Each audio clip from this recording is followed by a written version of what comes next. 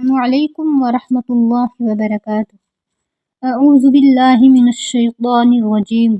بسم اللہ الرحمن الرحیم۔ یسألونک ماذا احل لہم، پوچھتے ہیں آپ سے اے نبی کریم صلی اللہ علیہ وسلم کہ کیا چیز ان کے لیے حلال ہے۔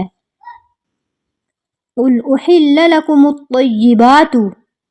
اللہ تعالیٰ نے نبی کریم صلی اللہ علیہ وسلم کو حکم فرمایا کہ اے نبی صلی اللہ علیہ وسلم قل کہہ دیجئے کہ حلال ہیں تمہارے لیے صاف ستھری اور پاک چیزیں۔ وما علمتم من الجوارح مقلبین، اور جو تم سکھاؤ شکاری جانور یعنی جو تم اپنے جانوروں کو سکھاتے ہو، کتے اور باز کو، اور دوڑانے کو یعنی تم ان کو سکھاتے ہو دوڑنا شکاریوں کے پیچھے، کہ ان کو سکھاتے ہو اس میں سے، یعنی تم جو کتوں کو سکھاتے ہو، شکاری جانوروں کو سکھاتے ہو شکار پکڑنا، تو ان میں سے تم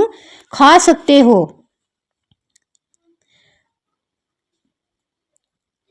مما علمکم اللہ تعلمونہن مما علمکم اللہ، اور اس میں سے جو اللہ نے تم کو سکھایا ہے، یعنی اللہ تعالیٰ نے جو تم کو حکم دیا ہے کہ تمہارے لیے یہ چیزیں حلال ہیں، وہ کھانی ہیں اور کس طرح سے کھانی ہیں۔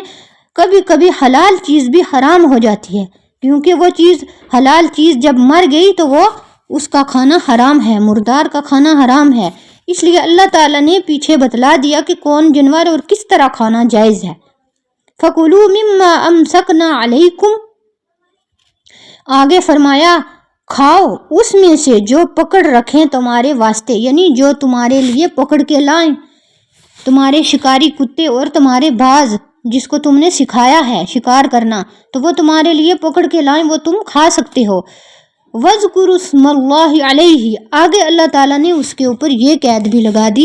کہ اللہ تعالیٰ کا اگر اللہ پاس اس کے اوپر تم نے پڑھا ہو اللہ کا نام، یعنی جب تم شکار چھوڑتے ہو تو تم اس کے اوپر اللہ تعالیٰ کا نام پڑھو گے،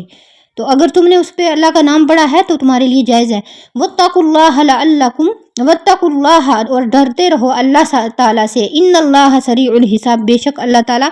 جلدی حساب لینے والا ہے۔